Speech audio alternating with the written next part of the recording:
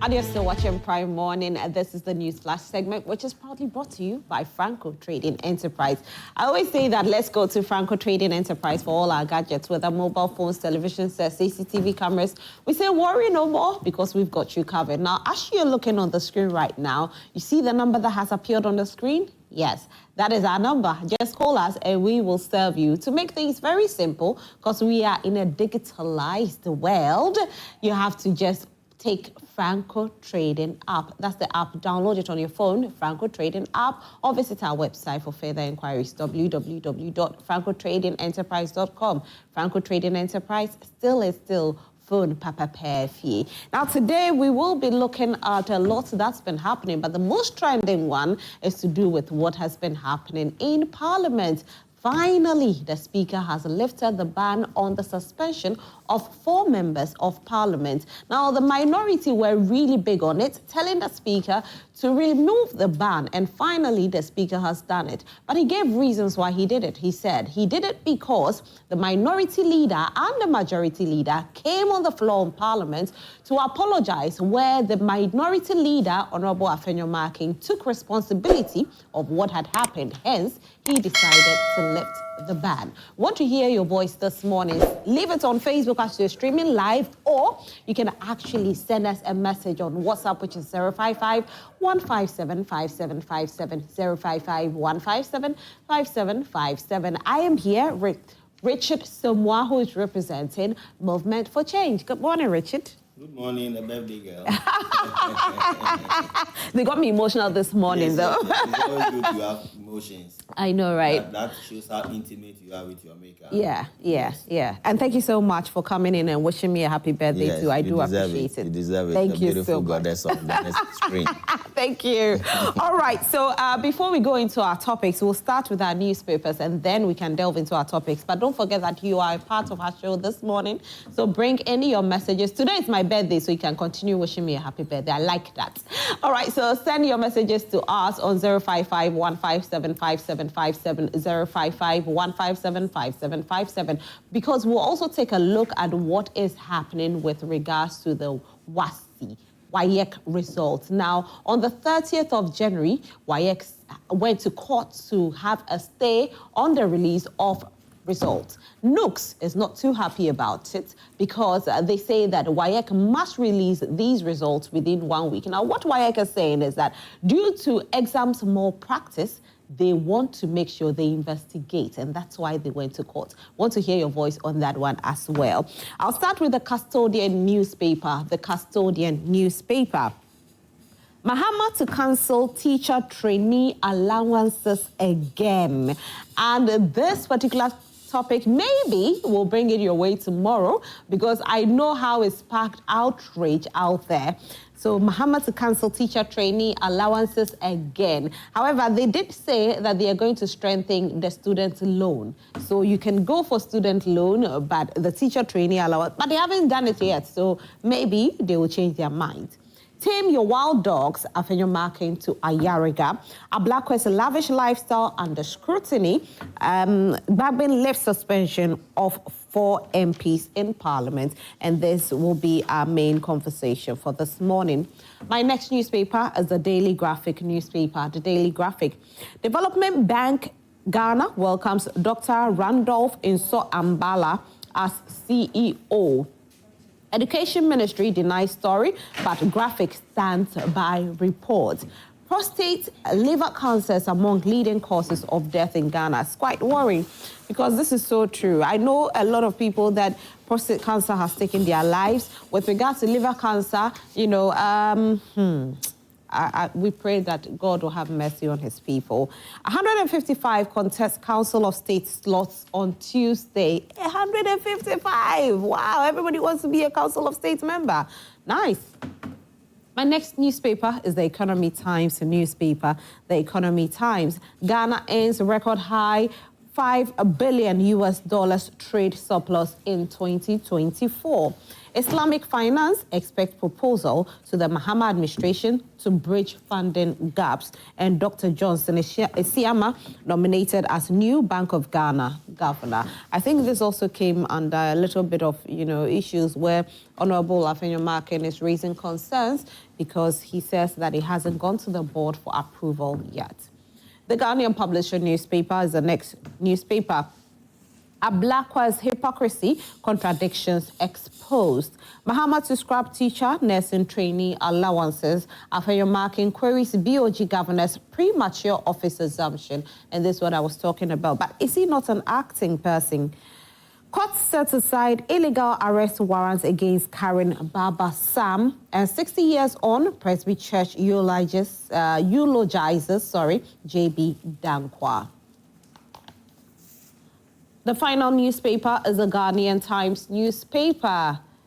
Tripartite committee begins 2025 salary negotiations. Government urges partners to work expeditiously. And this one, I do agree. We need to know how much we are earning. The wages must go up.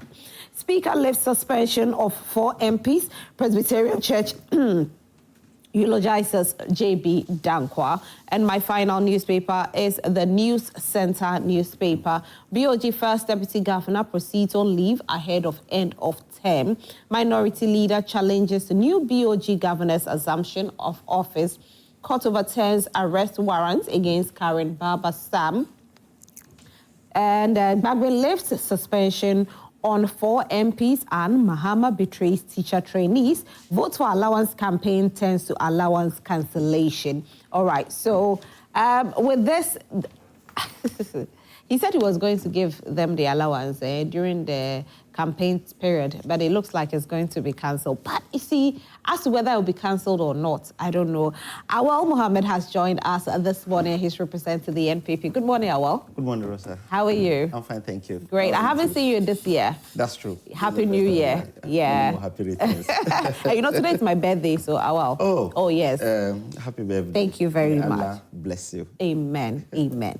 So I just want to take your opinion on the teacher training. Just 1 minute, and then we will delve into our topic. So what do you think about it, Awal? Good morning to our cherished viewers, and thank you so much for the opportunity. I think it's kind of a broken promise, because if you check what the NDC said during the campaign, this was a bone of contention in 2016. In 2014, it was former President Mahama, current President Mahama, who cancelled that allowance with some reasons, and said he wanted to hook them on to the student loan. So in 2014, he cancelled it. This is something that we started in the 80s, the reason being that we didn't have a lot of teachers in the country. So in 2014, even though we still do not have teachers in some rural communities, but he felt that he would want to cancel it and expand it.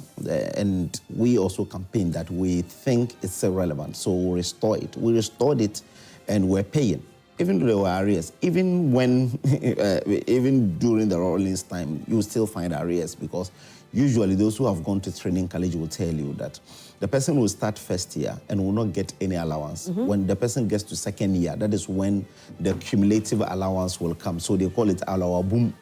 So they will use it to buy their things and so on, so that when they are out of school, then they can set themselves up before they even start teaching. So we felt that, yes, we'll have to restore it, and we restored it. In 2024, it became an issue again. President Mahama went to campaign, told the teacher trainees that they will continue the status quo, even though they were against it. But now the status quo will remain. They didn't really promise them by word of mouth, but they even inserted it into their manifesto. When you check the NDC manifesto, page 97, it is written there black and white that when they come, they'll still pay the allowance. So if you're telling us that you will not pay the allowance, I think it's a broken promise. That is one. Two is that the president has set up a committee to look into the education of this country, the entirety of the education from basic school up to the university level. Now, before the committee starts its work, you will have the Minister of Education saying something. It means he's prejudicing what they are coming to do. So it makes nonsense of the committee that has been set up. Because now a committee has been set up to engage Ghanaians, because that committee will not only determine the education structure of this country, but they are there to make sure that they engage Ghanaians, you, myself, students, parents, and so on, everyone. That's what they said they wanted to do, because such committees had worked in Ghana before. In 2002, President Kufuor brought an education committee, the Awal Mohammed committee, that looked into the holistic education of this country. Even in 2009, Alex Tatenyo under President Mills also set up a committee to, even though they only set up the committee to reverse the 4 years that was running, the 4-year senior high school. So I think that this one, if you are telling us that there is a committee that is working on the education, that will engage Ghanaians and look at teacher training, nursing training, primary school, junior high school, and senior high school, then the minister comes out to say the allowance will go. Yeah, rather they will have the student loan. It means you only needed validation. You have already told the people that you have appointed to Professor Bodi's committee that this is the outcome we want. So go and give us this outcome. Because if today we all meet as Ghanaians and speak to the committee and tell the committee that this is what we want. We want the status quo to remain, continue paying. What has happened to the minister?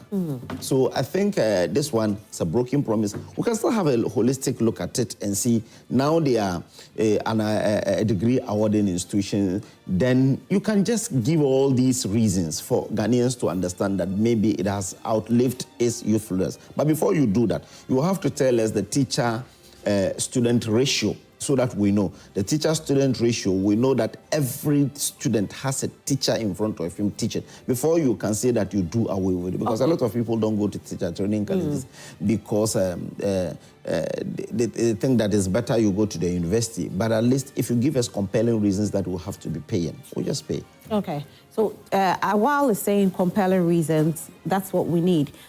Do you think that the NDC might have a good reason for cancelling this teacher training allowance? Okay, first of all, I will also want to say good morning to my brother Awal and to all your cherished viewers, yourself once again, and then your entire production team.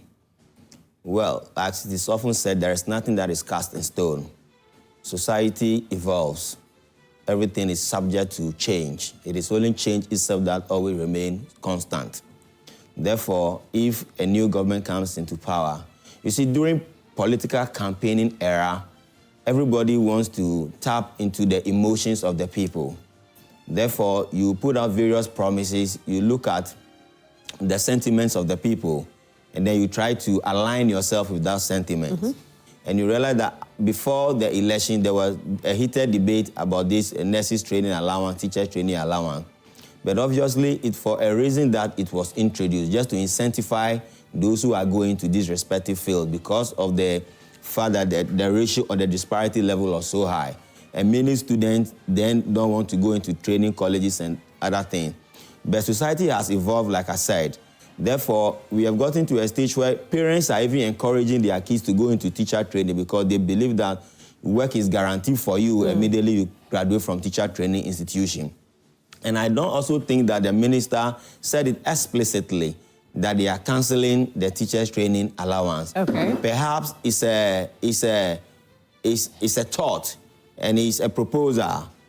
And most often when you take over a certain ministry, you do your postmortem, you do the analysis. A government has come, maybe they are trying to put in some austerity measures to cut costs, to see how they can focus on building a better economy for us. So if they think that some of these cost components can be minimized or mitigated to a way that they can channel all these revenues into other productive sectors that will expand agriculture or expand any other frontiers of our subsectors, I don't think it's completely out of place. Like he said, a committee has been put in place. So let's see what the committee will also propose. If the committee is of the view that teachers' training allowance should be maintained, then we can talk about maintaining it. If they are of the view that it should be cancelled, then it should be cancelled. But if you ask me, Richard, my candid opinion about all these training allowances, I think we shouldn't be making political fanfare with all this because it's the future of people. So anybody who is going to school as a teacher trainee, they have different constraints. Yeah. And somebody looks up to this alawa to equip himself by one or two things. So sometimes when you are cancelling it, it becomes discouraging to somebody. It even brings desperation to somebody. Therefore, we should look at it holistically. But I personally will not support it true and true, that it is mandatory or compulsory, because we must look at all other neighboring countries and look at other practices across the continent. Is it done everywhere that every country they pay teachers to go to school and become teachers, or they pay nurses to go to school and become nurses? Let's weigh the options very well so that we don't politicize it, because it is the future of people who are really at stake. Fantastic. Thank you very much for that opinion. We want to go into our topic for today. You can also join us by joining us on Facebook as we're streaming live on Facebook. You can leave your comment there. The name there is Joy Prime TV. So leave your comment there, whatever we are discussing. Of course, you do have an opinion, want to hear your voice as well. You can also send your message to us on 055-157-5757, 055-157-5757. Now, the Speaker has finally lifted the suspension of 4 members of parliament. Now, on the 30th of January, there was a lot of issues that happened during the vetting process. And violence, I want to use the word violent here because tables were broken, chairs were lifted, put on tables, microphones were broken and all of that. Now, out of that, Speaker decided to suspend 4 members of parliament. The minority said that the Speaker was acting out of order because, according to what the Constitution says, the Speaker did not have the right to do that. Yesterday, the Speaker decided to lift the ban. I want to say what he said, his words with what he said with regards to lifting of the ban. And he said that the Speaker said, I will proceed to lift the suspension of the 4 members of parliament that I considered were involved in this disorderly conduct, which amounted to contempt. This followed after appeals from leaders on both sides of the House for the decision to be reversed to restore harmony and cooperation in Parliament. Now, the appeal was led by the Minority Leader, Alexander Afenyo-Markin, and supported by the Majority Leader, Mahama Ayariga, as they stressed the need for unity and constructive engagement in parliamentary proceedings. So finally, this has been lifted. Wow. Now, this particular lift, I know the NPP did say that the Speaker was stepping out of his bounds. Yes. But at the end of the day, we still had the Minority Leader and Majority Leader still apologizing for what they did before the Speaker went ahead to lift the ban. I think that is what they are supposed to do. But it doesn't negate the fact that what the Speaker did was out of place. The reason being that if you check the day that he even suspended them, one thing I did was to read the message he brought for the suspension. I read it about 3-4 times because that day, that night, I was supposed to be on TV for another program. So I read it so that I could just get the details of that. I read it like 3-4 times. I didn't see where he quoted any law to really support his claim that he has suspended them. So outrightly, before I even called some of the parliamentarians and consult some of the documents and so on, I knew that he was doing an illegality. So those who even follow me on Facebook saw that. I wrote it just about some hour after that. I wrote it that the Speaker does not have the right to really suspend anyone. If it happens like that, then we're building a very bad precedent because the Speaker doesn't like you, can suspend you because he has the rights. The due process must be followed. It is condemnable, the actions of the MPs on that day, especially destroying all the gadgets there. This is not just an ordinary parliament sitting. This is the appointments committee where you have almost every Ghanaian watching. So, and almost all the TV stations were picking it live. So a lot of people saw it live when it was happening. And that is the reason why we're saying that this is unacceptable. It's not supposed to be done in Parliament. But you see, due process must be followed. For instance, if you tell me not to do something and I do it, and you stand up to slap me, it does not really make the slapping right, even though I did what I did and I'm not supposed to do that. So that is the reason after that we held a press conference to tell him that the Speaker does not have any right to suspend anyone. The due process is that the committee, the Privileges Committee, you refer, if someone is in contempt of Parliament, you refer the person to the Privileges Committee. Then the Privileges Committee will look into it. They bring in their recommendations, and the recommendation is supposed to go to the plenary. It's supposed to go to the General Parliament for them to discuss and see. Then the Speaker will announce the decision of the parliamentarians, and that is what is supposed to be done. So outrightly, the Speaker erred by suspending them, even though a lot of people had a view that he wanted to douse the fire that is happening, and he wanted at least to portray the place as an institution that do not condone these things and so on. That was the reason. You know how well the Speaker quoted this. He said, I draw the attention of members to the sanctions provided for in the Parliament Act and the standing orders of Parliament in the event of a breach of privilege or contempt of Parliament under Orders 34.2 and 36. Also see Article 123 of the Constitution 1992. So he did. So Order 36 is telling you that refer to the committee, to the Privileges Committee. Yeah. Now they do not have Privileges Committee, so setting up a committee is not out of place. The Speaker is clothed with the powers to set up any ad hoc committee, even if there is no Privileges Committee. And I'm told that the reason the Privileges Committee is not in action is that because the President has not finished his appointments, they didn't want to constitute all the committees. After that, the President will appoint someone as minister. They will have to reconstitute the committee again, which is understandably. The setting up of the Vezra Committee is accepted. I think it's okay. They will have to look into it so that they bring the appropriate recommendations to the Speaker. But one thing is that if the Speaker goes ahead to suspend only 4 people, that is even in question, because you and I, when we watched it, we didn't see only 4 people. We saw a lot more people. Some people that you even mentioned their name. For instance, Tampuli, the only thing you see is when he and Dafeamekpor held each other. That is the only thing you saw. But apart from that, those moving the table, removing the cords from the laptops and so on, there are many. So I am sure that a lot more people will be involved. Again, you don't punish someone whilst you set up a committee.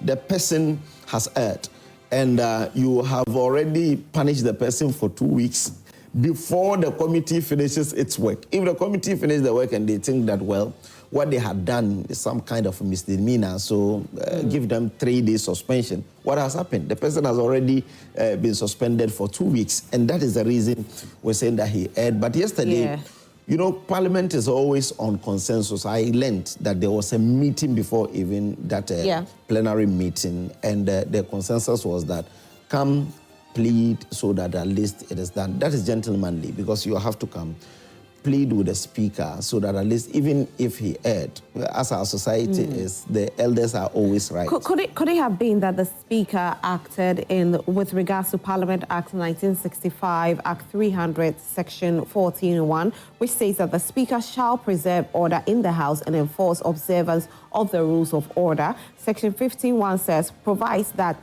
the Speaker may, in the exercise of authority to preserve order in the House, suspend any member from the service of the House for such period as he thinks. So probably he acted in Parliament with regards to Parliament Act 1965. So this Act 300. Yes, this one is true, but they are saying that this is when he is presiding and someone does something. He can call the marshal to even throw the person away if the person is not even complying with when he asks him to go out. So it's true that he can do that. But when he's presiding, but to suspend a member for 2 weeks just because the person has done something, the person must get a hearing. That's natural. There should be some hearing. That's natural. Again, at least it should pass through the necessary processes. The suspension can be done. Even expulsion from Parliament, they can do that. But the process must be followed. So right. that at least those who destroy the things, I am happy that he says, all those who destroy the things will be asked to pay. To pay. All right. And that's okay. Okay. Yeah. Richard, your take on it. Okay, essentially to comment on this, what really happened in Parliament is quite preposterous because it's quite disheartening to see our distinguished fellows and people we consider them to be honorable members behave at such level. No matter what provoked anybody, there should have been a bit of decorum. And they should also know that they are not representing themselves, but they are representing their constituents. So if they end up embarrassing themselves, they are embarrassing their constituents, not only they themselves. And if you look at the decision that the Speaker took, we call something implied powers. Implied power does not necessarily mean that something must be written in black and white before you can act on it when power is vested in you. Therefore, you realize that power is vested in the Speaker of Parliament. And if the integrity of Parliament is being dented by a specific group of people who behaved abysmally, I think he had that power to at least demonstrate some act of concern and some act of care, that he wants to mitigate some things and bring some level of, what do I say it, reprimand those who contributed to such an act of violence and hooliganism in Parliament. Therefore, if their consensus has been built and they've all come to a common ground to say, like, look, we are parliamentarians, we have disgraced ourselves, we have put our integrity in jeopardy, and Ghanaians are not happy with us. And you know that from the beginning, Honorable Apenjo Makins may not be willing for consensus. He wanted to go his way. But I'm sure a lot of advice has been given to him, and therefore he has to swallow humble pie and to make sure that they consult the Speaker, build consensus, because you see, you are in the minority. And the NDC has a vast two-third majority, so obviously they can do without you. And the NDC too is also trying to protect their integrity, not to make it look like because we have the majority, we don't care about you. Therefore, we will not take into consideration some of your input. If it happens that way, then we'll be having a country of one-sidedness, which is not good. Everything that comes to the floor has to be debated, whether NPP has the power to change anything or not. Their voices should be heard. They should contribute to every debate so that at least we know that they are representing their constituents as they've been placed there. So we need a parliament of camaraderie where there's friendliness, where everybody sees each other as brothers, and everybody sees each other that it's a common objective to develop the nation, move us from this quagmire of an import-driven economy, joblessness everywhere, poverty everywhere, cost of inflation is going high, cost of running business, everything in Ghana just seems to be haywire. So if they come to this consensus, I think it's in the interest of the entire country too. I want to see going forward that there should be some modicum of respect for each other. They should love to carry everybody along. Let's build the Ghana that we'll all be what? Be proud of. So I think the Speaker has done the right thing. By lifting it? By lifting it, because even though many claim he erred, but like I said, implied power simply means that you can use your discretionary powers to do what? Control certain things. So like you rightly indicated, that the act allow him to take certain decisions. And my brother is saying that should be on the floor of Parliament when there's a parliamentary debate and you are misbehaving, then he can execute those powers or exercise those powers. But nevertheless, as far as he is the Speaker of Parliament, the power still is vested in him to at least make sure there's some sanctity in Parliament. So I sincerely believe he did the right thing. If perhaps he hadn't done that, I'm not sure consensus would have been built today. So let's still wait for the Bejra committee. Let them bring on board whoever triggered it, and those who destroyed state properties. It's against the law to destroy state properties, so they should be brought to book. That one, I will support it any day, true and true, that anybody who destroys state properties or any state asset should be brought to justice. If possibly, they should just pay for it, and then we will move a country forward. Do you think just paying for it is good enough? Or they need more punishment to that? Oh, you see, they are our honorable, to err is human, and they are our honorable members of Parliament. So what kind of punishment can you give them? Besides suspension, you're asking them to pay back, because you can't incarcerate them, you cannot jail them, you cannot do anything to them. The only option is that pay for what you have destroyed. But maybe if the cost is 2,000 cedis, they should be asked to pay, let's say, 10,000 cedis as a form of compensation. So if you destroy 2, we can end up buying 10, if possible. All right. Adele, welcome. Thank you. How are you? Today, it looks like you all decided to wear Wakala. That's what I tell her, say, yeah. So what I watch on the screen is like you're all wearing... we should have put you in the middle. I know, right? Welcome, though. Happy birthday, Rose. Thank you so much. Thank you very much. Sweet 16. Yeah, sweet 16. We ain't growing. You've been 16 since, like, you know, God knows how many years now. Like, you're still at 16. Yeah. Yes. It's like you don't want to, like, you know, grow up. Age is just a number. Of course. Age is just a number. Fine girl. Thank Happy you. birthday. Thank you very much. Yeah, we didn't say. Back door. But anyway, we are still on the issue with regards to what has happened in Parliament. Speaker has finally lifted the suspension of the 4 members of Parliament. And, you know, yes, people are speaking about... Some people feel Speaker should not have because we need to set a certain precedent so that we don't have a repeat of this in Parliament again. For others, they feel the Speaker has done the right thing because these are honourable members. They ought to go in there. Businesses must continue for us to have a better Ghana. What do you think about it? Okay, so first off, Rosalind, I think that, you know, the NPP would have to help us to do this right. And when I say the NPP has to help us to do this right, they would have to acknowledge the fact that in as much as we have an overwhelming majority, their voices are needed. And your voices must be needed in times when the state even needs you even more. Aside the fact that your voices must be needed, you're supposed to keep government in check. But not like this. Not like this? No, not like this.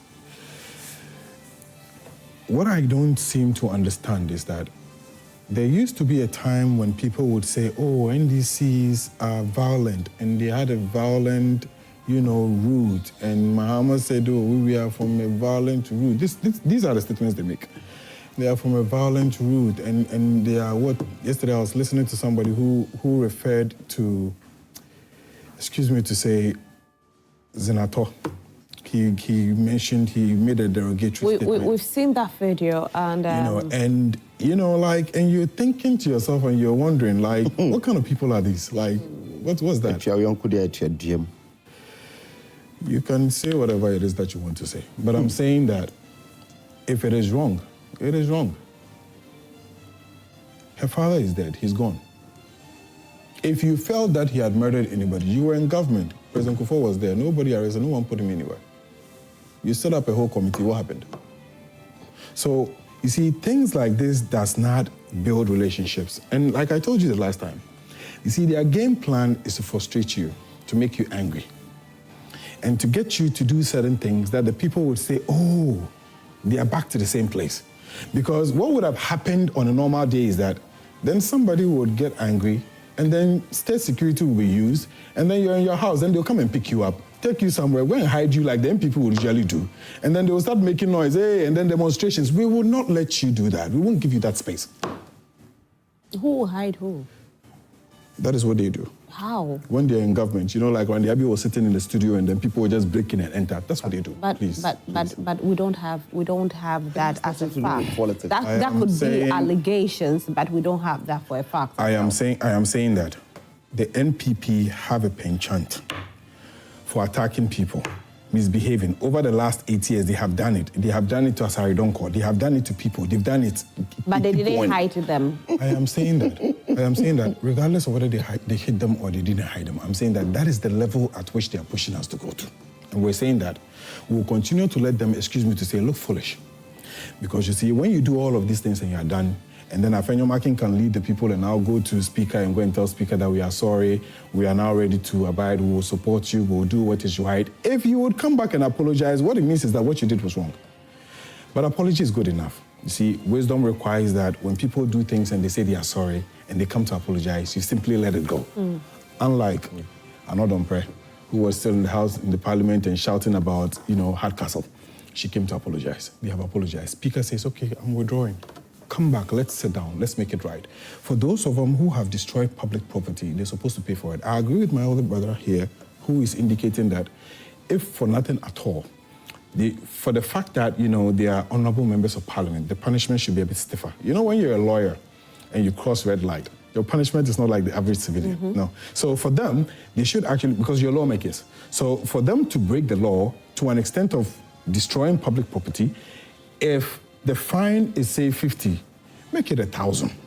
Frustrate them so much such that when you pay next time, when you're going to break it, you think twice. So I agree with him on that level that if whatever it is that has to be given back has to be given, it should be doubled to an extent to at least deter, going forward. Having said that, Rosalind, members of parliament on the NDC side, and, currently as we're speaking, I can hear some of our grassroots people complaining, NDC is weak, NDC has to get up and all of that. Listen, no one is weak. You see, when you're dealing with human beings, and I'm sitting here, myself and Awal, and he's ranting, he's shouting. I sit down quietly and I'm watching him. He does it and does it and does it. At the end of the day, everybody will see him, not me. Leave them to continue to misbehave. Where you can hold them to account, hold them. So like we're saying that at this point in time, those who have destroyed public property, let them pay. But some people are also saying that the NDC seems to be the ones pushing the NPP to do this, because with regards to what happened on that fateful day, it shouldn't have happened. There's a number for vetting, and so this is the number. Now, after you have this number, you go back and negotiate, numbers added again. Then at 10 p.m., you're coming back to say, let's add on again, which to them was not a fair one. So let's be fair here. We want to agree. So if we are agreeing, then fairness must be here, but you can't bully us with regards to your numbers. And so probably that is why we saw this happening. So you see, that's the difference between the NDC and the NPP. And I'll tell you why. When they were in power, see, the lack of patience and the lack of wisdom and the lack of applying, restraint in the midst of anger, that is their problem. That is why when they were in power, the slightest thing, even though we can speak about it and resolve it, they want to use the military. They want to use the police. They want to intimidate people. Because you see, when you're weak, that's what you do. Here's the reality. Assuming, granted, that we say, okay, no problem, that is what it is. And then the NDC is frustrating and you're angry. Your solution is to break tables. That's your solution. You say you want to leave.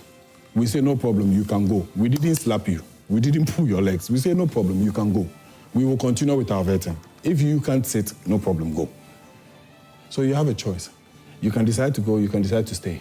You can decide to invoke whatever parliamentary orders you think you have. You can decide to do so many. Why break tables? But do you agree that the NDC was also raw-aired in a way? I'm saying that in Parliament, we work together. There are times Speaker of Parliament would sit up until midnight. There are times you have agreed that you'll be closing at 5 p.m. Speaker would extend time. There's nothing wrong with that. What I don't understand is that if you say that for any reasons you are tired, you're frustrated, is the solution breaking tables? Is that the solution? Okay, so you broke tables and then you went to apologize. What sense is there in that? Where's the wisdom in that? So, as an honorable member of parliament led by Afenyo Makin, and I keep saying, look, Afenyo would have to do things a bit differently. Because now, this is the kind of embarrassment you put into yourself. At the end of the day, now you're leading people to go and apologize. All right, so, bottom line, what we're saying is that we must apply wisdom in the things that we do. We must apply restraint in the things that we do. Whether you like it or not, you had other options. The option is not to break tables. Yes, Rosalind, yes. I'm surprised that he's speaking as if it is only NPP MPs that engage in this thing. I don't understand why he's singling out only NPP MPs. You ask him a very brilliant question, that if the NDC had been patient, would that have happened? Where did the thing happen? It happened at where we sit. When we rose and started pushing our tables, Dafeamekpor crossed his table and came to our end. If he hadn't come there, what would have happened? We have marshals. If someone is disturbing the peace there, you call in the marshals. For instance, as we sit here, if I'm disrupting it, if I'm disrupting this program, you call on your producers. Or the security. Or the security to come and take me out. You just don't say that another panel will not come and start heckling me. It will disrupt the program. But at least I'm doing something. You said, no, move out. or if you think you cannot do the program, go out. If I insist, you call your producers to come and take me out, or the security to come and take me out. But you don't say that, because if Dafeamekpor hadn't crossed it wouldn't happen. to our place, it wouldn't have even happened. That's why I didn't want to go into the details of what had happened, because, you see, there is a Bezra committee. Again, he said someone said bloody, he's talking about someone made a derogatory comment against Zanato. How? Yesterday. Yes. We were in this country. The first person to do this is an NDC MP. NDC MPs in 2019 brought placards in the chamber and called Lydia Sarah Malasan a bloody widow. But two wrongs don't make a right, right? I'm saying that the first person to do this two wrongs don't make is an NDC. Right. We will agree that two wrongs don't make you see, right. for the first time, the fact that they did it and we condemned it doesn't mean that you also do it. Yes. I hope you understand. Yes, you see, we were in this country for the first time in the history of this country. It has never happened that the president, given his farewell address to leave as president, you have a leader in parliament stand in front of him and call him a failure. It has never happened. You see what will happen to Mahama if it comes for the State of the Nation's address. Will you be happy to see someone after the State of the Nation address, someone will look through the president's eye one-on-one and tell him he's a failure? You see, he who comes with equity must come with clean hands. If yesterday your MPs for the first time sat in parliament to call a widow who has 5 children with someone, call her a bloody widow in parliament, a woman. You have a leader in parliament look through the president's face and tell the president that he is a failure. It has never happened in the history of this country. So you want us to say that, well, what the person said, we can condemn what the person said yesterday, but you are not supposed to condemn it because you are even more guilty than the person. Well, I get you, but I think that what it is we cannot say that two wrongs. I'm coming. I'll come to you, please. We cannot say two wrongs are making a right. Yes. Yes, when the NDC did it, we condemned it. Yes. And for the NPP, you also condemned it. So yes. It's just quite surprising that we will see a repeat coming in from the NPP side. Because like we say, they have honorables. They have members there who are representing us. There are some of the rules and the laws that they can't even control them because of who they are. Yes. And so such persons, we expect them to act in accordance, not to do things that the ordinary person would do. I wish he hadn't said that. Yeah. And I think that because he was not on the floor,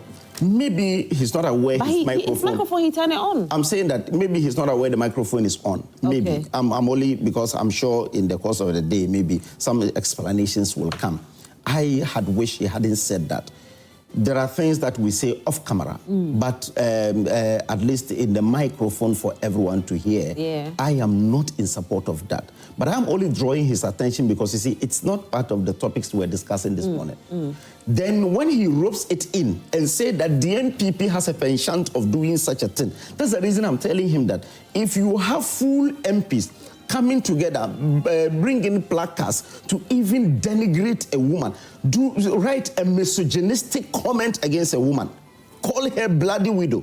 You have someone who is supposed to be a leader in parliament. Look at the face of the president who has served for 8 years. If for nothing at all, he is the president of the Republic of Ghana, a former president, going to be a former president. Look through in his face and tell him that he's a failure, to the extent that people were berating his wife for telling him that you sat in parliament and looked through someone's face and tell him he's a failure. When you are a beneficiary of what he has done, at least if for nothing at all, there's ambulance in your constituency that the man bought.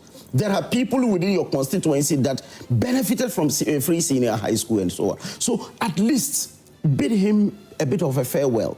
If you're doing your propaganda, the moment he leaves, you do it. It happens in parliament. After the State of the Nation's address, you say yeah to him. The leadership will stand and talk. Then the debate will continue later. During the debate, you can say anything, but you just don't look at him in the face and say this. And you felt slighted because someone shouted from somewhere and said bloody and said daughter of a Medra. I don't support that, but I think if it was wrong yesterday, it shouldn't be right today. Right. You shouldn't condemn us for doing that. Okay, I'll come to you. I want to go to Richard. Richard, the fear right now for Ghanaians is that we might be seeing these occurrences many too often, because at this point, we feel that, you know, these are honorable members. It started from the 6th of January, 2021. We saw Parliament go into that. I think somewhere in December or latter part of November, we saw it again. We've seen it in recent times. And even yesterday, as everything is supposed to be cool, we are seeing it again. How can we restore some sort of decorum in Parliament again? Because this space is supposed to be an honorable space.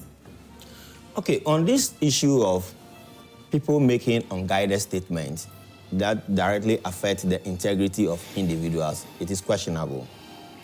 Now, if you look at both sides, NPP, NDC, we now want to assume NPP is more of a party that is trying to fight back and make sure that they take NDC on, give them a run for their money. NDC is also of the view that Ghanaians have vested so much power in us. The goodwill of the people is still with us. Therefore, we are also not going to give you much room to operate. We are going to curtail every step that we take along the line. So we will be able to also have our own way. So there's so much tension that is building up in our parliament. And realize that over the years, things happen, but most often we sweep it under the carpet. We talk about it a minute or two, a day or two, and then we let it go.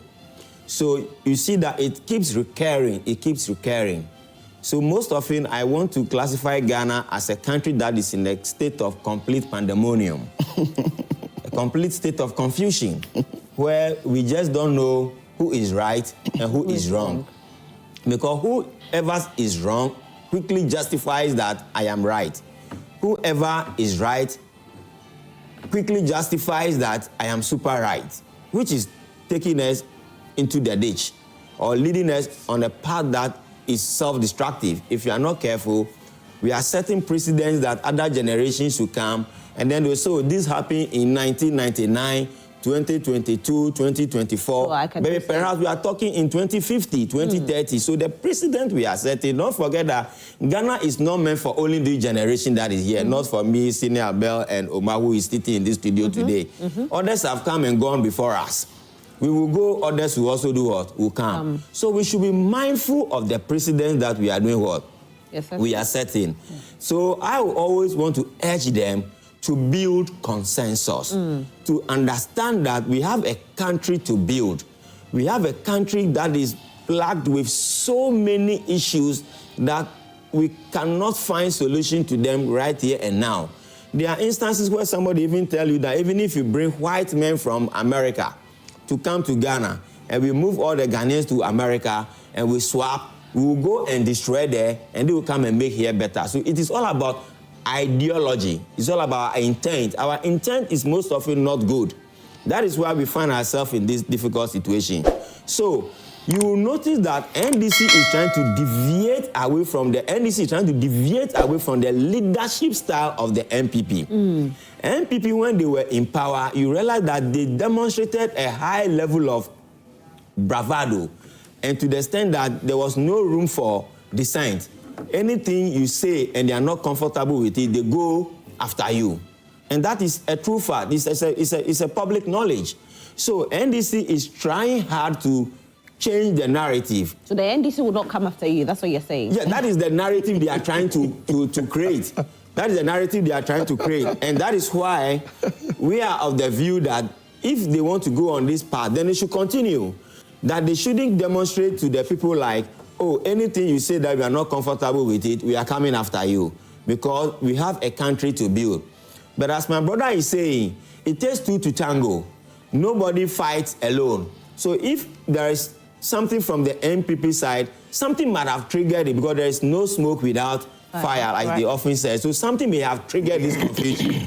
But if another side was accommodating enough to say, like, oh, look, no matter what is happening, We will not shout, we will not do anything. We'll just stage a peaceful protest by walking away from the vetting committee, regardless of what constituted the confusion. They would have just moved away peacefully. But if maybe you also want to come in violently, obviously there will be a counter violence. Okay. And perhaps maybe that's what Dafeamekpor did, because he felt like these people, you are a minority and you are trying to overreact. He says he's under pressure. He says anytime they are on, so his party people are calling him. So like I'm saying, like, why do you leave him like that? So you see, like there is perception also out there that NDC is weak when you have the power and you are weak. So maybe there are instances they want to demonstrate to the entire country that after all, we are not weak, we are strong. All right, Richard. Adele, you wanted to say something? I indicated something earlier. Honorable Dafeamekpor, anybody who knows him knows that he's one of the calm people you can ever have. He's very calm when he's speaking, when he's relating to people. I have a personal relationship with him. He's one of the most calm people you can ever have. And that is why I indicated to you earlier on that, you see, the idea is to push you to the brink of it. So that when you overreact, then they say, look at them. They can't contain. They are not patient. They are not leaders. They don't have leadership skills. That is what they want to do. But in any case, Rosalind, Awal is disturbing your show. Whether you call in producers, you don't call in producers. Assuming you decide to get up from your seat and you come to this place and say, stop what you're doing. So Awal should break the tables. Assuming. Then Awal will get up, carry But she's not an opponent. Oh, can I? Use yourself as an example, because she's not an opponent. She's in the middle. No problem. so you're in the middle. I'm sitting here. We're having a show. Awal is disrupting the show. Let's say you're supposed to call in producers. You haven't called. Or perhaps you're calling. I get up and say, I will stop what you're doing. So I should get angry and then destroy the TV. Because I woke up from my seat and I went to him. So you should break, let's even say I attacked him. Okay, so he'll break TV and break the table. What kind of wisdom is this? What are we teaching the young people? I'm saying that in everything, you exercise restraint. You hold on. Because you say that you're honorable members. Then again, he says, oh, we don't have I don't have the excuse me to say, like, we shouldn't have the temerity to even talk about things like this. Why? Because, some time back, we did this and we did that and blah, blah, blah. But while you're sitting here this morning, you're making reference to things that have happened in the past. And under your leadership, under NPP, you people did worse. But you're sitting here and you're okay with it. You're sitting here and you're speaking. People like Asaridonko were tormented in this country because he did a galamsey, what do you call it, a documentary. What happened? We're talking in relation to Parliament. It doesn't matter. I'm saying that we're making references. Yeah. Okay. So regardless of where you want to pick your reference, you can pick no problem.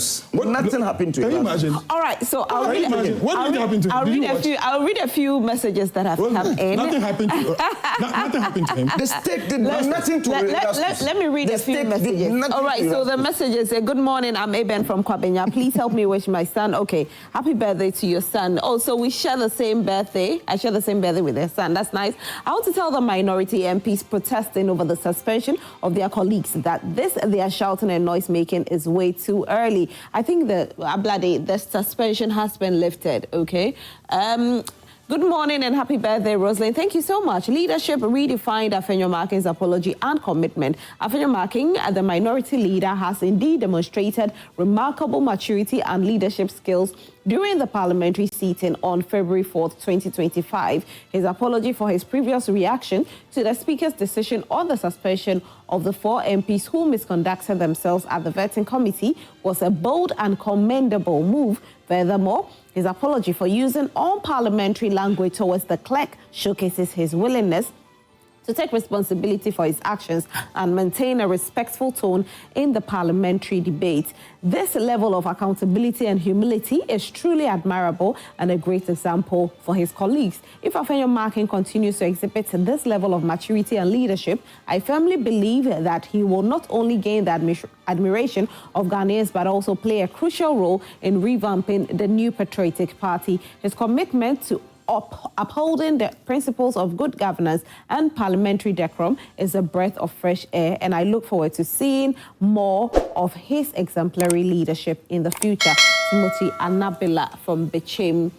Dear Rosalind, I'm glad that Dafeamekpor yesterday ate the humble pie by apologizing to the clerk to appointment committee of parliament. However, I am not an admirer of Akufo-Addo and his misrule, misgovernance. Okay, so why are you saying this?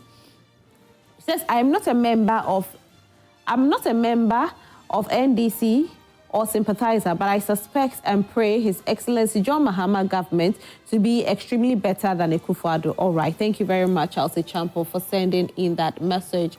All right, Master Raman Tunasola, happy birthday, beautiful. Thank you so much. May you live long for Mother Ghana. May your heart desires and that of your family be met in Allah's name. Amen. In fact, these trainee allowance should go if it will grant them compulsory posting after college, because the ex-government were not even paying these allowances unless election time.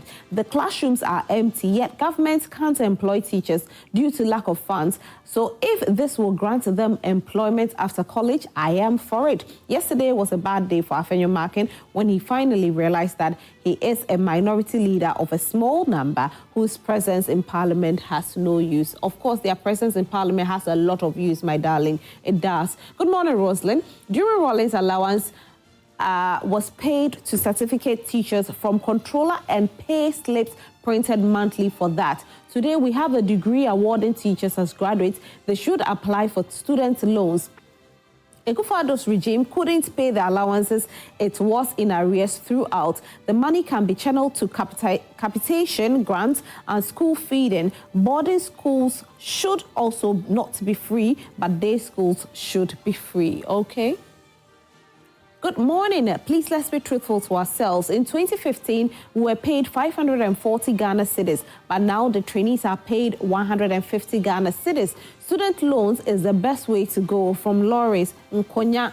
Okay, so I think that even these messages are coming from some people who are teachers. Quite surprising. You would have expected them to be fighting this, but supporting the allowance. yeah, but it helps them a lot. Honestly, those who have been through the training colleges will tell you that. Okay. Akonsi Gariba from Tamale says, after the vetting of Mr. Ablakwa and Sam George, the oral team has become useless because Ablakwa couldn't tell Ghanaians how much he is renting his Airport Hills house, yet he's quick to put out other people's information for crucifix, whereas Sam George couldn't also tell Ghanaians how much he paid for studying in London school, in which he goes to spend 10 days for each month for 2 years. What did both Ablakwa and Sam George have before entering into politics? People who live in glass houses shouldn't throw stones. My regards to Dr. Ahmed. Okay. Oliver Bakabomo and his colleagues were arrested, detained and refused bail for destroying public property. MPs destroy public property and they are still walking free. Our laws do not favor the less privileged. So you want the laws amended? Good morning, Madam Host. President Akufo-Addo, first in office 2017, salary was increased by 12.5%. 2018, 11%. 2019, 10%. 2020, 15%, and that was COVID-19 period. 2021, 19%, 2022, 15%, 2023, 30%. Okay, so we're expecting this year's salary should be 50% for workers because the economy is in good shape. So therefore, pay workers well, no honeymoon nor excuses. I agree. But how is the system better now? They've not even been in office for more than 3 months. Yeah, they are now negotiating, so definitely. Yeah. Good morning, Joy Prime. Please, where is Adele? Adele is here. Adele, somebody was asking for you. I'm sure it was before I came in. So Adele is here, okay? Good morning.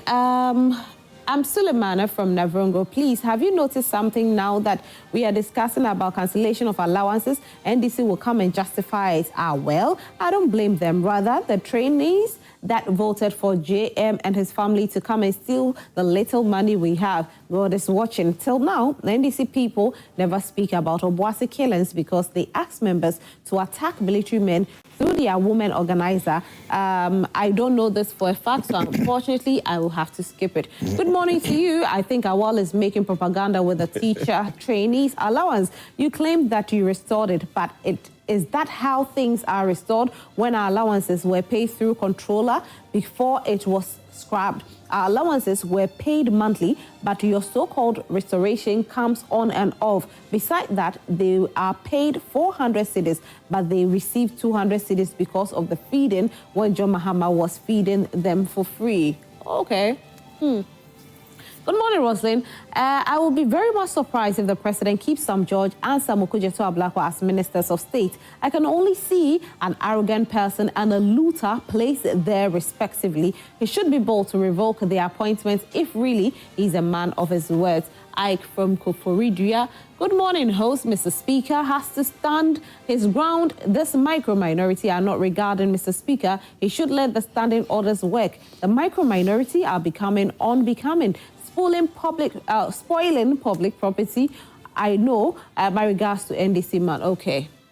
Good morning. I think if teacher training allowances as a substitute with student loan is better because it will cover all tertiary instructions, not only teachers and nurses or tertiary institutions, okay? But I'm pleading His Excellency JDM to see the plight of NAPCO trainees by paying the arrears because NDC is different from NPP in terms of management of the country. You said to Dr. Bawumia during the campaign season that if he's a man paying NAPCO trainees, now you are the man today. Please kindly settle the arrears because you have your competent finance minister at forcing. We are pleading.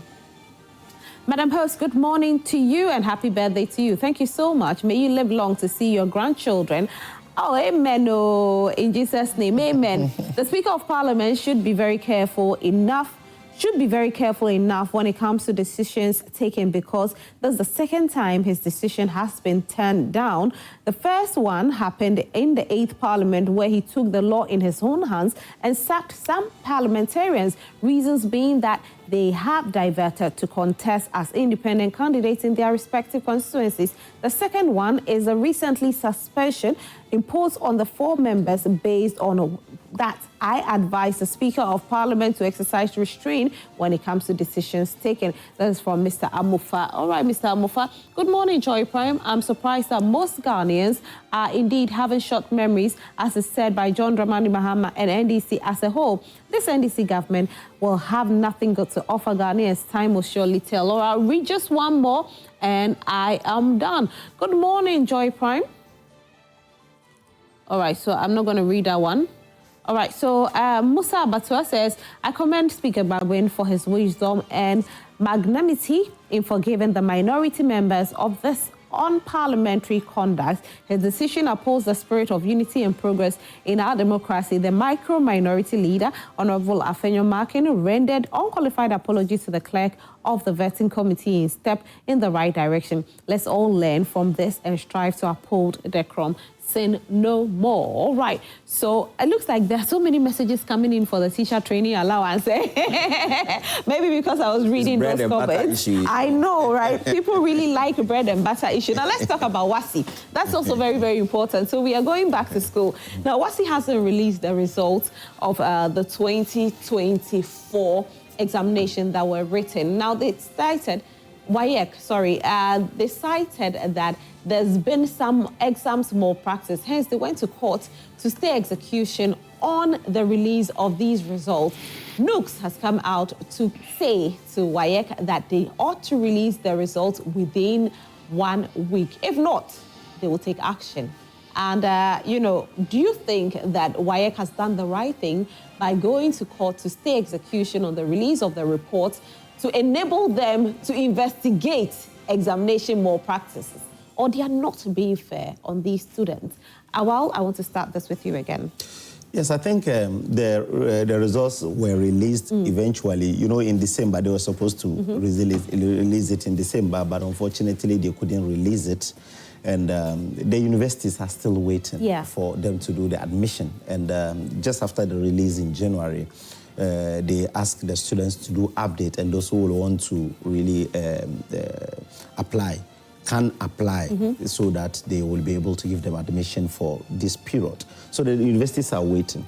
Now, they cancelled 4,000 results. About 780 results have been withheld, and that is the bone of contention now. They've even gone to court. Yes, I remember it even started from when parents in Kumasi had to besiege the WAEC office and ask them, are you releasing awards results so that they can also apply and go to school? Then the NUCs went to court to really compel them to do that. Then they also went to court to at least stay the execution so that at least they will be able to do this. I don't know when WAEC will want to release this. If you want to cancel it. If you want to release, you have to release it. You don't blame the student for your inability to protect and police the results. If you're telling us that it's because of examination malpractice, this is not the first time. Even when we were in senior high school, there were examination malpractice. The thing is that WAEC will have to take steps to make sure that they do the right thing by policing their own resource and make sure that if it is external invigilators that they don't have, they will have to hire a lot more external invigilators. If the need be that they have to even hire police, they will have to do that. But you can't just supervise an elections, supervise exams. After the exams, you will come back to tell them that because you suspect some examination malpractice, 780 students, you're holding on to their results, and they cannot even apply to go to school because they are waiting. And the universities are also there waiting. It's the fact that WAEC had, for some people, they will use the word effrontery to even go to court to say execution on it. I just don't understand this. Yeah. I think the right thing must be done. The president and the education minister must call them to order so that at least if you are cancelling it, cancel it. So that they know that they can appeal it. If you're not cancelling, you've cancelled 4,000 already. They have the right to appeal. 780. Parents are saying that we're worried. Our children, the universities have given them some grace period, that within this period you can still apply and get admission. Within a month, now the universities, I'm sure, will just have to move on. And that is wrong. Someone will have to wait and be at home for more than 1 year. What is even, you see these children, the person will stay at home for 1 year, and you're not even guaranteed whether next year the person will even get admission. Yeah.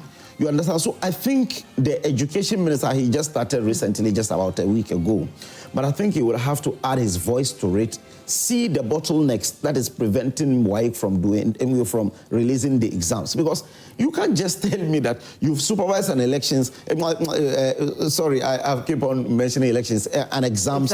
After the exams, for over 3-4 months, you are still saying that you're holding on to the results, waiting to listen to the students one after the other and so on. How? It's just so when will you finish listening to over 700 students? We'll have to really step in. The minister will have to step in. I trust Haruna. Do you think NUS should go to court to counter the stay of execution? I think the court may not solve the issue, because if you still go to court, you still get an injunction again, or you go for them to discuss and so on. So it will even waste the time. I am saying that I know that it's between NUCs, parents on one side, and the WAEC officials on the other side.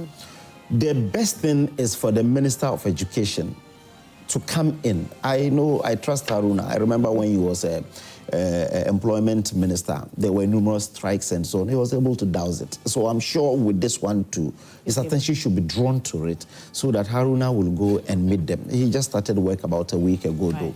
But I believe that he will be able to resolve this issue. All right, Richard. Yeah, sincerely, the future of our kids cannot be compromised. And WAEC is an institution or a body that is mandated to conduct examination. Therefore, if you say there were examination malpractices, as we speak now, they've not been able to indicate what kind of examination malpractices incurred or happened, for which reason they are withholding results for such several number of students. And don't forget that these are kids who lack emotional intelligence. It is difficult for them to control their emotions when they see their other fellow colleagues gaining admission and they are still at home. Their results are being held ransom by an institution called WAEC. I think they should be brought to order. Why should we be taking the future of the kids to court? That you are going to court to tell the court that what? You are not ready to release their result because there are some examination malpractices. So there's an injunction on the release? There's an injunction on the release. Why should it be so? Why should it be jeopardizing the future of the kids? Because they have to be in school. They have to make sure that it is not their duty to guide examination halls. It is the responsibility of WAEC to make sure they put strict measures in place to mitigate some of these things. So if you allowed it, you couldn't foresee anything. You never put in any measures to control it, and it has happened. Why then do you blame the kids? Like he's saying, the president should intervene. He has the executive power to call WAEC to order and say, you know what, release the results for the kids and let them go to school. Or the minister can also call on them and find a way to judge about this and make sure they release their results. Because let me tell you, there are kids who may not perform well in secondary school, but they go to the university and they do extremely, extremely super well. That's 100%. So you shouldn't be there and holding their future ransom and telling them that they behave or they indulge in some examination malpractices. Therefore, I just don't want to talk about it because it doesn't make sense to me for you to treat the kids of this country like that, because they are the future. Because you see, university education, everybody wants to have it. So if a kid is at home, like my brother is saying, and assuming they didn't get admission this year, next year, do you know how many years of their life you are taking away? Yeah. They should be finishing university, let's say 22 or 23. Now you are going to let them finish university at the age of 25. Do you know what damage you would have caused them? And now, the girls, the young ones who are also girls, they are extremely vulnerable because the moment they continue to remain at home, some birds will try to be perching on them. Some men who have become birds, who always looking for young girls to perch on, you are jeopardizing the girls more. That's a fact, That's a fact. Yeah, because you see, some of them too, they are coming from homes that are so poor. That's why Enanado introduced the free education in the first place. Because some are coming from poor background. Now they are finished. Now you are holding their result. The parents can't feed them. So are you not pushing them into social vices? Are you not pushing them to do something untoward?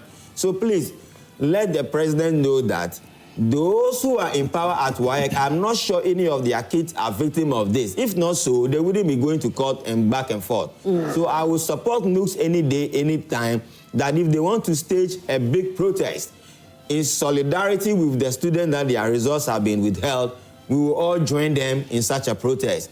And we are all encouraging WAEC to release the result of these kids within next week, within the coming week. They should release the results. Those who they think that there are some issue that needs to be corrected, they should correct it. But the vast majority of them who are even now going to court, they've now used Dafeamekpor as their lawyer, and they are contesting this thing. Why should it be so? So in a nutshell, let us make sure that we bring WAEC to order, because the kids are vulnerable. And WAEC is just an institution, like I said, and there are superpowers that supersede the powers that they hold in the WAEC offices there. So those powers should be deployed to safeguard the future of our kids. All right. Adele, with regards to this, I mean, your government is in power right now, so everybody is expecting your government to speak for these young ones. Rosalind, two things I have I've paid attention to. One is the fact that holding the results of all the students that had written, because there were certain malpractices in totality, is a problem. The reason why is because, whether we like it or not, like my brother indicated earlier on, if you delay these results for a year, you have delayed them going to school for 2 years, basically. They're growing. Whatever the parents are managing to actually get them to school now is also going to be used. But there's another thing that I've also noticed, that the students have decided to come together, which is something that is beautiful, get a lawyer, Dafeamekpor, to actually represent them. Use the court process by going to court and indicating to the court that we would want our results released. The court gives the order. Now, once the court does that, you are obliged to actually release the results. But you see, when WAEC now goes back to court and then files a stay of execution. Which they have. Which they have. It's bad. Which, when WAEC now goes to court and then files a stay of execution, the proper thing is that there will be a day for hearing. Yeah. They would come, both parties will come and make their case, and then once the case is in court, it will actually come out. His Excellency John Dramani Mahama cannot simply just get up and say, WAEC, release it, because it's in court. But I know that Haruna Idrisu can get involved. What the president can do and what the NDC can do and what I would advise is that Haruna Idrisu will bring all the parties together and have the conversation, at the ministry. What is it that we can do? How can we solve the problem? How do we alleviate your fear as WAEC on whatever malpractices that you think is involved? What is the level of malpractice we're talking about? What is its percentage in terms of detriment? What is it? And then let's get the students also, speak up with their leadership. Adele, let me bring Reverend Victor Brew, who is head of legal at WAEC. He's joining us on phone. I want him to be in this conversation. Good morning, Rev. Good morning, Sheila, and good morning to your listeners. How are you? Good morning to my fellow guests. Great. Good morning. My name is Rosalind. Sheila is the producer, so you spoke with her earlier. That's fine. That's fine. All right. I'm sorry. The name that appeared on my phone is Sheila. Was Sheila. Yes. So that's fine. Sorry. That's okay. She's the producer, so it's understandable.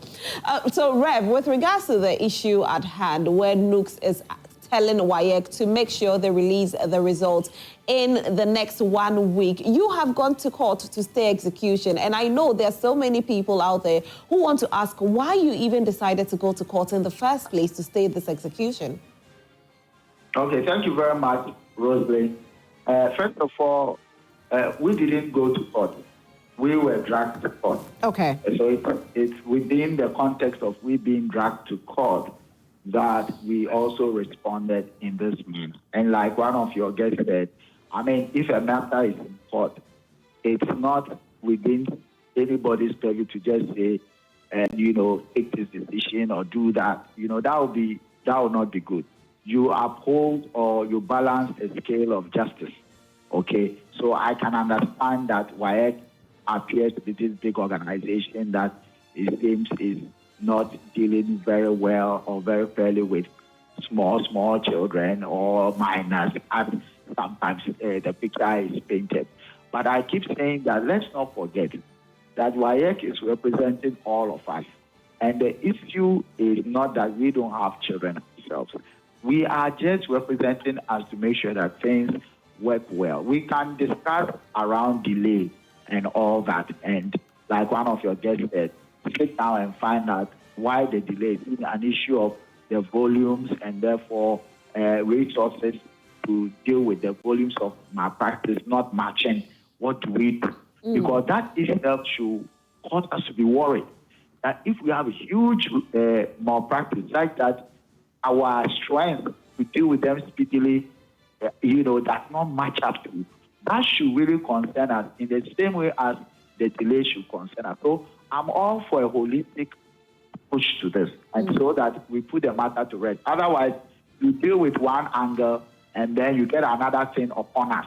All right. And when I say, okay, you want us to release all these groups, malpractice, lot upon us, then we will go back and come back and say, okay, WAEC, why do you do all these things? And then we go back and forth. So, look, let's take a holistic approach to this and solve this once and for all. Now, talking about the holistic approach, Awal did mention earlier that if you want to cancel, cancel. If you're not going to cancel and you release it, because currently the hold is causing this, suspense in people, because as of now, some students still don't know their fate. And so, when are we looking at us even having this holistic conversation? When are we looking at having the results being released? And when are we having us hearing that it's going to be even cancelled or results released? I can speak to the issue of some results being withheld. That also means that some have been released. And that whatever we say should be based on data. So, if I was in the picture regarding the specific, I think I would have gotten out the specific information, because this is an emotive thing. And if you go and put out some things, some figures that are not accurate, somebody picks you on and says, hey, you know, WAEC is saying this is not accurate. So please, let us, exercise some restraint, and let's also know that perhaps even a chunk have been released and a chunk have gone to school. So let's stick to data that we don't... So, Rev, this is where that's where the problem is. Some have been released, yes. Some are in school. So those that haven't been released, about 780, still in contention. That's where the problem is right now. And with regards to more practice for these 780 persons we are talking about, what is their fate? Because as of now, they don't know. The parents don't know the fate of the awards. And you are asking for a holistic conversation. And I'm asking you, when are we expecting this holistic conversation to happen? Because we are dealing with the lives of the students. We are dealing with their future. We are dealing with timelines as well. Because even if the universities decide to stop taking them in, then it means that they will have to wait another year. And 780 is quite a number. Right, that is fine. I'm not sure 780 is accurate. I can't endorse that figure because I don't know where people are getting their figures from. But let's say it is accurate. The point is we are talking about holistic conversation. It's not just WAEC. Yesterday, my information is that we had contact with the Director General of Ghana Education Service, the recently appointed. So there's been some contact. I wasn't in the meeting, so I can't say whether or not, they spoke about that. But to say that it's not just WAEC. WAEC makes contact, the ministry or DES also engages us. So I don't think it will be fair for me to sit here and give time on it. But I am aware of the fact that in terms of the holistic conversation, time is of essence. Now, I've had to actually come back to the office, today because I was actually on a short leave, and I've had to come back because of this matter, So I'm yet to be briefed in respect of certain details, so I don't yet speak. So please, I think we should be fair to each other on that. And right. I can say that if you want to come back, let's say even tomorrow or later today, that's fine. We can get real figures and put out there. Okay. But I wouldn't, as a legal person, and where I stand to just say something for should I say convenience? No, I don't think it's right. Yes. All right. Now, you requested for a holistic conversation that will be the thing on the table right now. What will your holistic conversation constitute of? Okay, that's great. That's great. I think I'm even happy that His Excellency the President has, initiated moves to talk about education in general. That's even broader. But one aspect of education is assessment. Okay, so from curriculum, instruction, assessment, we have assessment end. Okay, now I would think that WAEC would be invited. Sometimes the initiative would not be from WAEC, but sometimes it would be from other ends where, when we are talking about education generally, WAEC could be invited. So from curriculum, instruction to assessment, all the or participants should be able to speak at a level, the challenges that we face at various ends. Okay, so people can also bring up the challenge they have with us. We get good feedback. We also give them good feedback. Then we all kind of, come to a consensus as to what the solutions are at various ends. I think that is really the thing. That lifts the conversation to a higher point.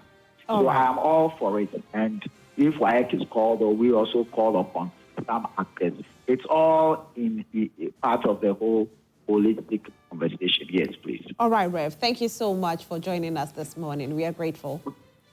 The pleasure is mine, Roseline. I hope I got it right. You got it right. Have a wonderful day. All right, so Adol, you were on the floor. He's asking for a holistic conversation at this point. It's just what ought to be done. So like I was indicating, the fact that the young people decided to go to court, and they have gone to court, an order was given. And when the order was given, WAEC has countered that order. They have gone back to court and say, stay the execution. At this point in time, there can be arbitration, and there can be, you can go ahead with the suit. It's either you, and for me, I always say that arbitration is always the best.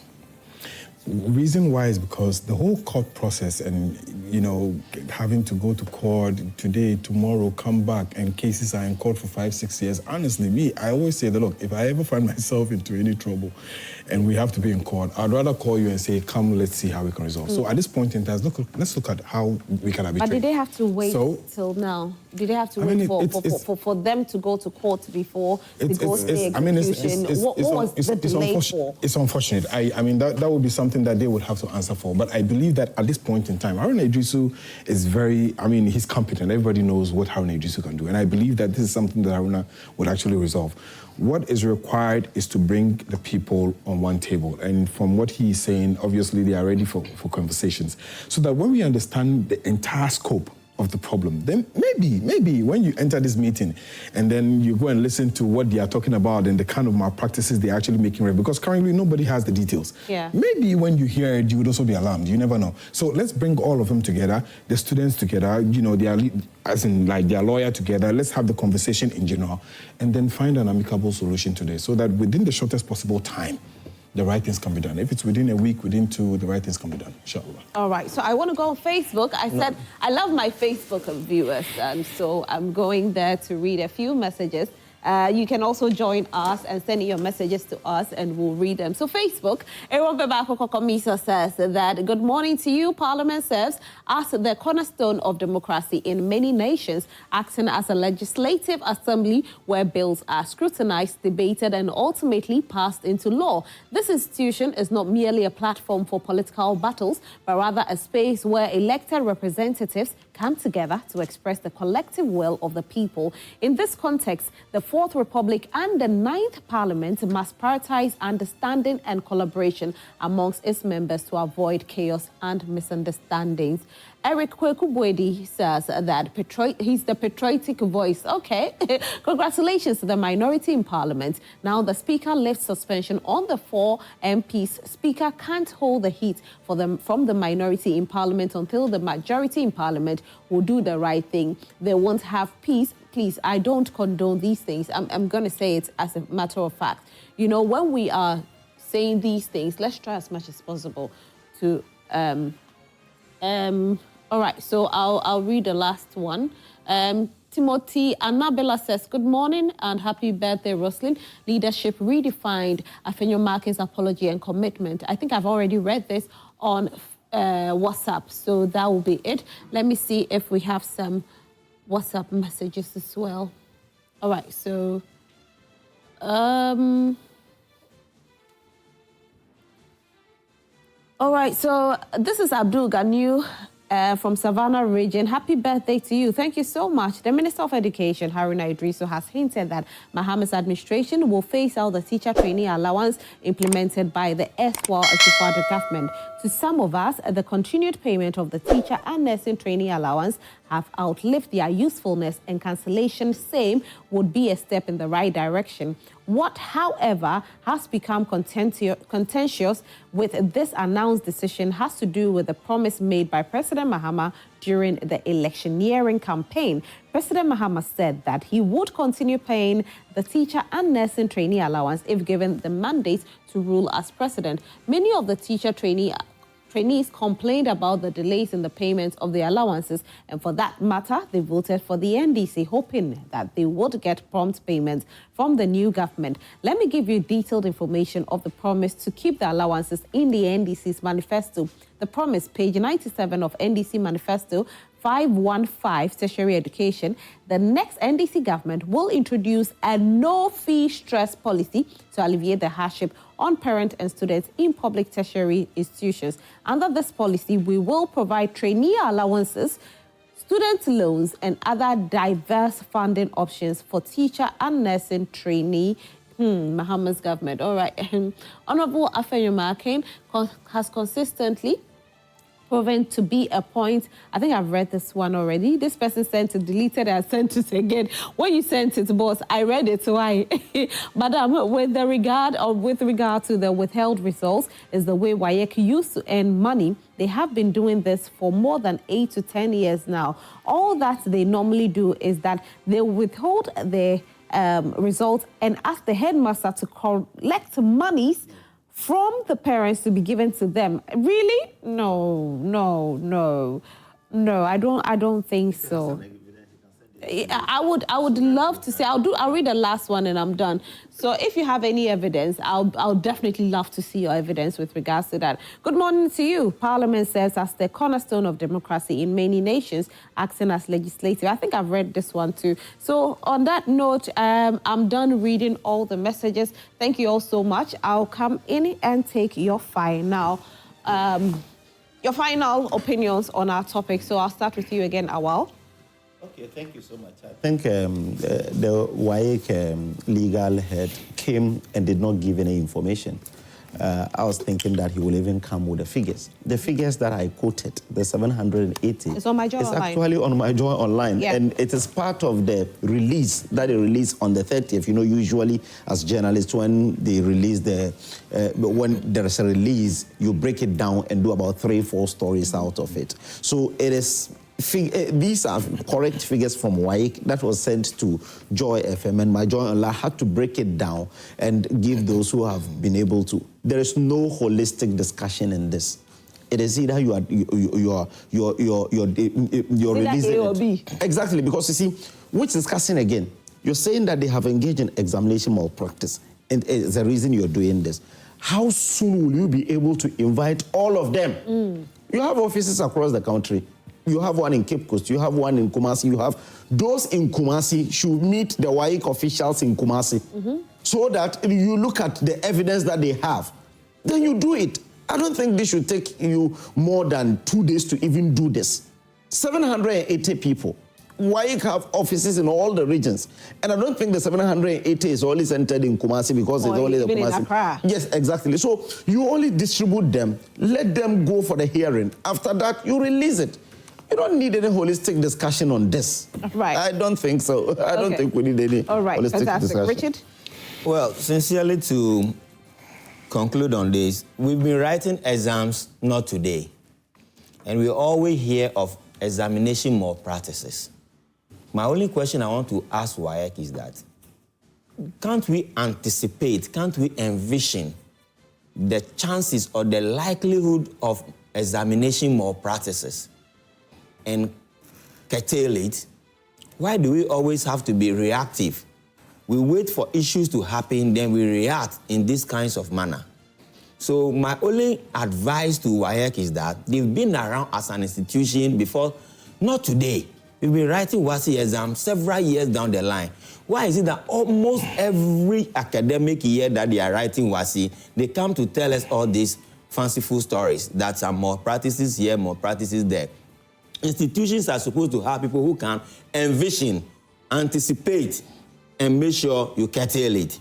So I will encourage them that they should not be jeopardizing the future of our kids by taking them through all this mental trauma and displacing their hopes. It is not proper for any emerging country like Ghana, where we say education is the base upon which people can get out of poverty. Poverty left, poverty right. So if people are choosing to go to school so that they can get out of poverty, why would you want to compound their problem by withholding their results and all those things? So they should put proactive measures anytime they are going to write exam to make sure that in this JDM administration, we are not waiting that 2025, somebody will come and tell us from why that they are withholding somebody's result for more practices.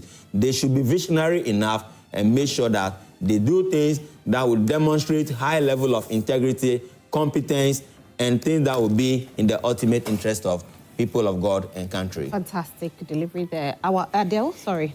Rosalind, holistic conversation is the way to go. Once the case is in court, arbitration is the way to go. Release it, don't release it. It's not the conversation.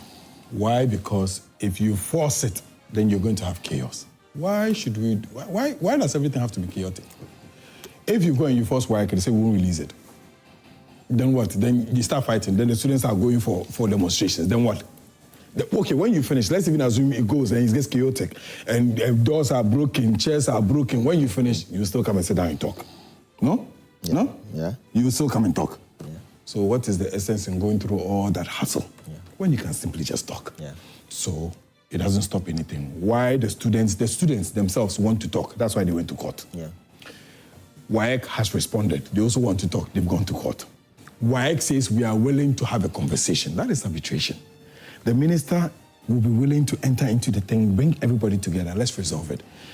It's always nice to resolve issues without a knife than to do it with a knife. All right, thank you so much, Adel Umar Ibrahim, and this is all time will permit us for this particular conversation. Thank you all for joining us this morning for the News Flash segment, which is proudly brought to you by Franco Trading Enterprise. Whatever gadgets you're looking for, whether mobile phones, televisions, CCTV cameras, we say go to Franco Trading Enterprise and get yours. All you have to do is very, very simple. You see the number on your screen? Yes, pick that number and call us, and we'll serve you. You can also download the app on your phone, which is Franco Trading app. Or for further inquiries, visit our website, www.francotradingenterprise.com. Franco Trading Enterprise, still phone papa pair fee. Now, on the 14th of February, Valentine's Day, we at Joy Pride, we want to give that lucky couple a wonderful weekend stay at a plush hotel. Now, if you want to be that lucky couple, make sure you send your picture to us. So a loved up picture with your spouse and also how you met. We want to hear that love story. Tell us how you met. Send it to our WhatsApp number. That's 055-157-5757, 055-157-5757. And definitely, you could be that lucky couple having that weekend stay at a plush hotel. Don't forget to send it to us. And of course, we will make sure we give you a wonderful time this Valentine only at Joy Prime. And for the lovely kids out there who can cook, this is your time. It's your time to shine, kids. Are you between the ages of 7 to 12? Now, if you are and you can cook, then why don't you record yourself of you cooking your favorite meal? What do you like to cook? Is it poto? Is it jollof? Is it fried rice? Is it banku and okra? Whatever you love to cook, just record yourself cooking it and send it to us on our WhatsApp number, which is 055-157-5757, 055-157-5757. And you could be one of the lucky ones to be selected to represent yourself, your school, your church, your community in the Big Chef Junior Edition Season 4. And so I want to see you all young ones who can really cook, sending in your videos to us and becoming, a celebrity overnight. It can happen. It's happened for others and it can happen for you as well. So send it to us. Now, I want to say a very big thank you to our guest who joined us this morning. A big thank you to Awal Mohammed, who represented the NPP. Thank you very much, Awal. Thank you once again. Richard Samoa, who represented Suma, who represented Movement for Change, and Adel Umar Ibrahim, who represented the NDC. Very, very grateful. Thank you so much.